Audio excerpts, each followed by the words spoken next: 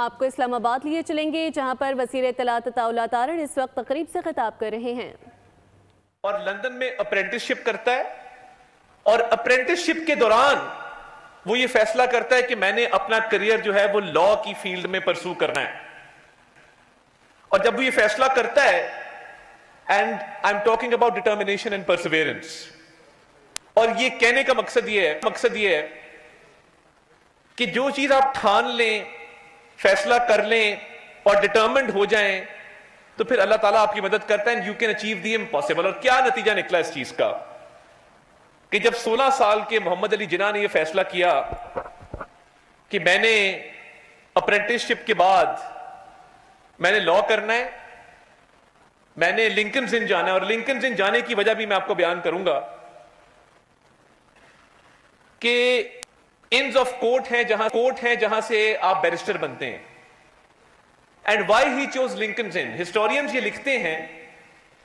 کہ انہوں نے لنکنز ان کا انتخاب اس لیے کیا کہ لنکنز ان کی بلڈنگ کے اندر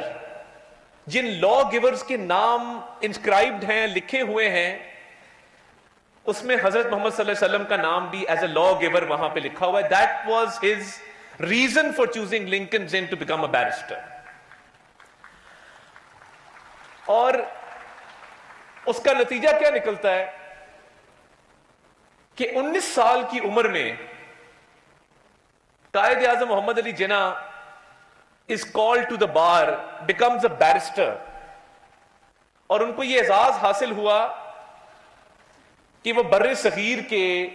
جو انڈین برٹش سٹیزنز تھے اس وقت کے،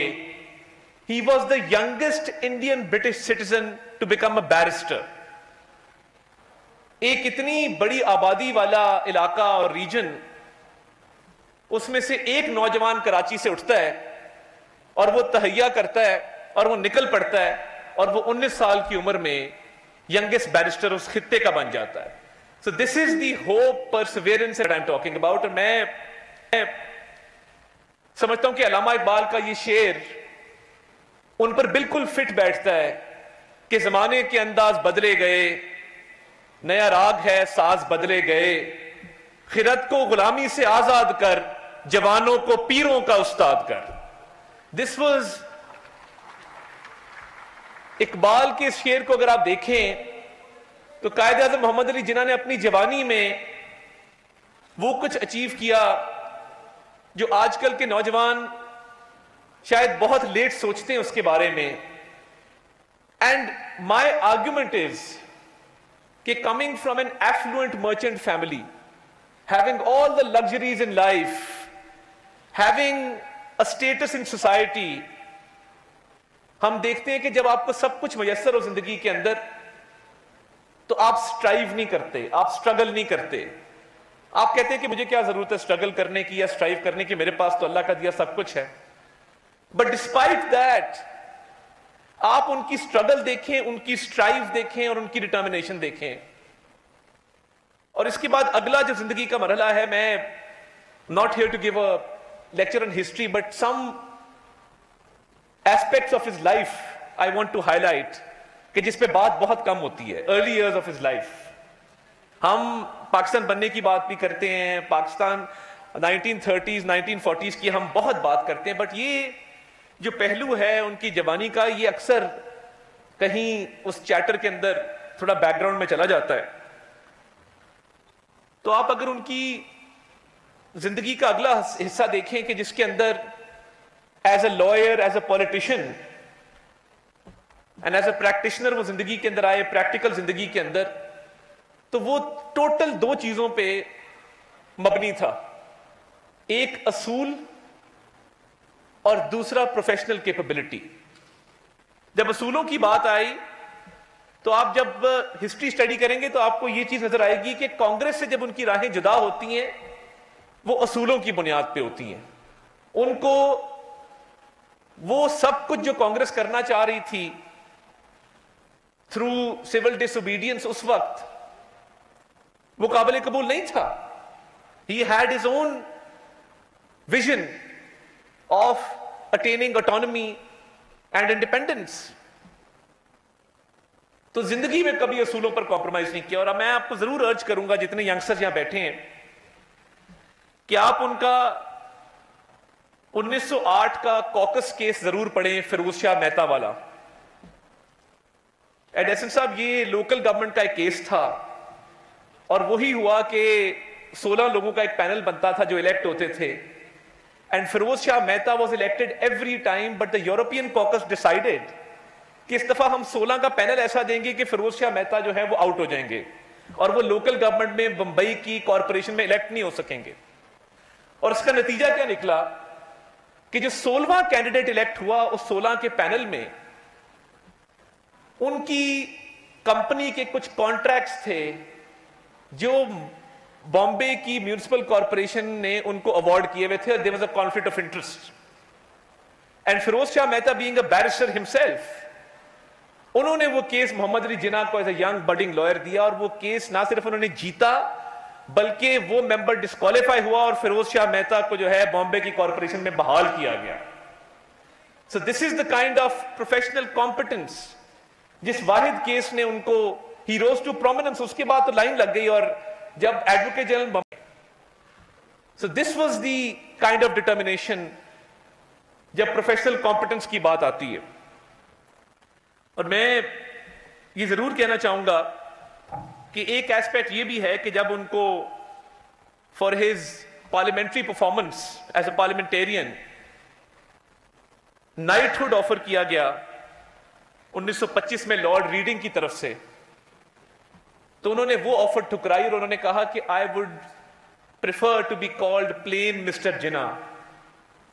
اور نائٹ ہوڈ ٹھکرانا اس وقت میرا خیال ہے بہت کم یہ ٹرینڈ تھا کہ کوئی نائٹ ہوڈ کو بھی ٹھکرائے،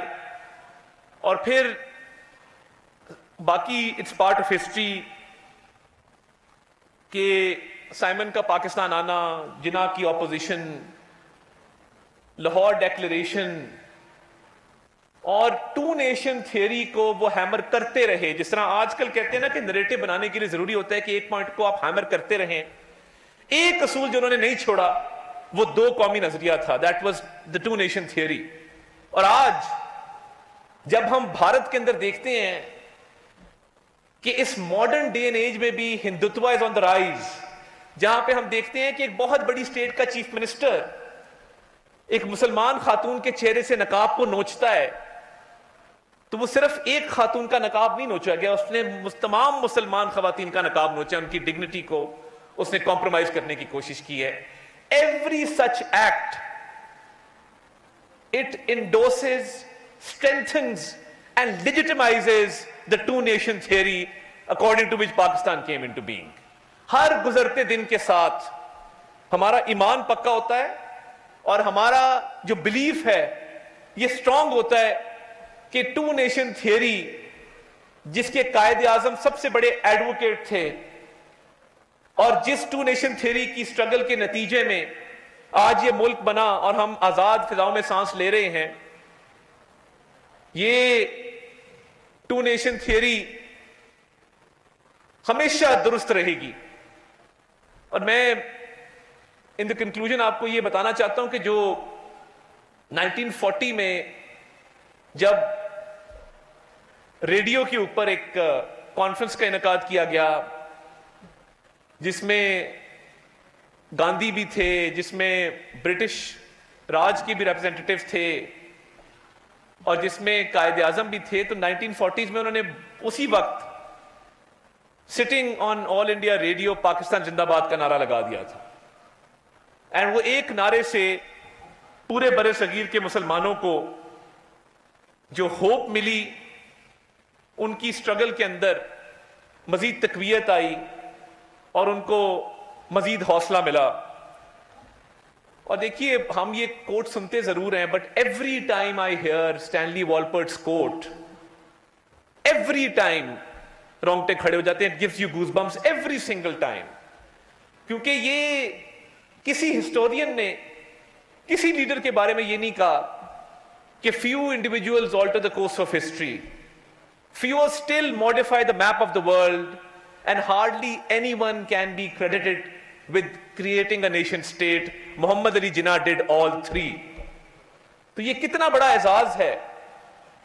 کہ اللہ کے فضل سے نہ صرف برِ صغیر کے مسلمانوں کو آزادی دی، بلکہ تاریخ کے اندر ایک ایسا نقش بنایا which will remain for all times to come. اور میں اینڈ پہ صرف یہ کہوں گا کہ یہ پاکستان ہماری شناخت ہے، ہمارا فخر ہے، اور اس نے ہمیں اتنا کچھ دیا ہے کہ آج پوری دنیا پاکستان کو نہ صرف ریلیونٹ سمجھتی ہے، پاکستان کی سافٹ پاور کو، پاکستان کی ملٹری پاور کو مانتی ہے. تو اس پاکستان کی قدر کریں، اور اللہ تعالیٰ جو ہے وہ آپ کو ریوارڈ کرے گا، بیکاز یہ پاکستان اس نعرے کے اوپر بنا تھا کہ پاکستان کا مطلب کیا، لا الہ الا اللہ. اور ان اشعار کے ساتھ میں اجازت چاہوں گا کہ جو کچھ ہے وہ اس پاکستان کی مرہون منت ہے. یہ پروین شاکر کا ایک شعر ہے کہ بخت سے کوئی شکایت ہے نہ افلاک سے ہے، بخت سے کوئی شکایت ہے نہ افلاک سے ہے، یہی کیا کم ہے کہ نسبت مجھے اس خاک سے ہے، اور بزم انجم میں کبا خاک کی اوڑی میں نے، اور میری ساری فضیلت اسی پوشاک سے ہے. پاکستان زندہ باد. سبسکرائب کریں اور بیل دبائیں تاکہ کوئی خبر رہ نہ جائے.